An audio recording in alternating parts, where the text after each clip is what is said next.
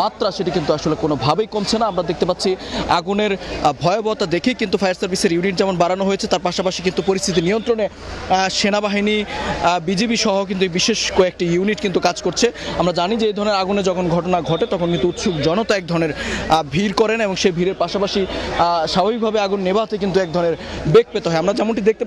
দেখতে পাচ্ছেন যে এর মধ্যে এখানে কিন্তু বেশ কয়েকটি আসলে ঝুটের গোডাউন ছিল। সেই ঝুটের গোডাউন কিন্তু থাকার ফলে কিন্তু একটি গোডাউনে যখন আগুনের সূত্রপাত হয় তার পরপরই কিন্তু সেই আগুনটি আসলে আশপাশে ছড়িয়ে পড়ে।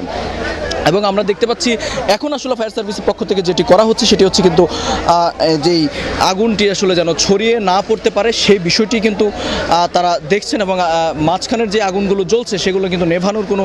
ব্যবস্থা নেই, কেননা আগুনের যে মাত্রা সেটি কিন্তু কোনোভাবেই কিন্তু এর ভেতরে প্রবেশ করার মতো কোনো পরিস্থিতি নেই। আমরা জানি যে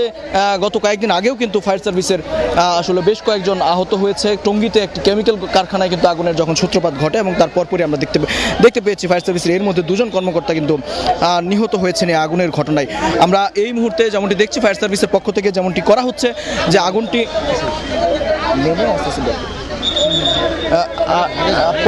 ফায়ার সার্ভিসের পক্ষ থেকে যেটি করা হচ্ছে সেটি হচ্ছে যে কোনোভাবেই যেন আসলে আগুনটি ছড়িয়ে পড়তে না পারে এবং চারপাশ থেকে আগুনটিকে ঘিরে ফেলার চেষ্টা হচ্ছে। আমরা জানিয়ে রাখতে চাই একটু যে এই বাড়িটির অর্থাৎ এই আগুনের যে ঘটনাস্থল তার আশপাশে কিন্তু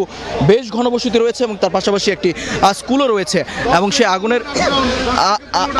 আগুনের মাত্রা কিন্তু যেমনটা ভয়াবহ হচ্ছে এবং তার 5 কিলোমিটার এলাকা থেকেও কিন্তু আঁচ করা যাচ্ছে, কেননা দূর থেকেও কিন্তু আগুনের তাপ সেটি কিন্তু দেখা যাচ্ছে এবং উৎসুক জনতা যেটি রয়েছে তাদেরকে আসলে ফেরানোর অর্থাৎ তাদেরকে সরানোর আসলে চেষ্টা করছেন যেই আইনশৃঙ্খলা বাহিনীর সদস্য যারা রয়েছেন, বিশেষ করে আনসার বাহিনী সহ প্রতিটি বিশেষ করে সেনাবাহিনী এবং বিজিবি সদস্যরা কিন্তু এখানে কাজ করছেন আসলে পরিস্থিতি নিয়ন্ত্রণে আনতে। আমরা আপনাদেরকে একটু জানিয়ে রাখতে চাই যে গাজীপুরে কিন্তু শিল্প অধ্যুষিত এলাকা এবং এই এলাকায় ব্যাপক পরিমাণে ইন্ডাস্ট্রি রয়েছে এবং তার ফলেই কিন্তু এই এলাকায় ব্যাপক পরিমাণে ঝুটের কারখানা রয়েছে এবং সেই ঝুটের কারখানা আসলে কতটা আইন মেনে এবং কতটা ফায়ার সার্ভিসের নিয়ম মেনে আসলে সেগুলো পরিচালিত হয় সেই বিষয়ে কিন্তু এখন পর্যন্ত সুনির্দিষ্ট কোনো তথ্য পাওয়া যায়নি, কেননা অলিতে গলিতে বিভিন্ন স্থানে কিন্তু আমরা জানি যে এই ধরনের ঝুটের গোডাউন কিন্তু আসলে হয়ে থাকে এবং শুধু এই কোনাবাড়ি অর্থাৎ কোনাবাড়িতে কিন্তু ব্যাপক পরিমাণে শিল্প প্রতিষ্ঠান রয়েছে এবং তার পাশাপাশি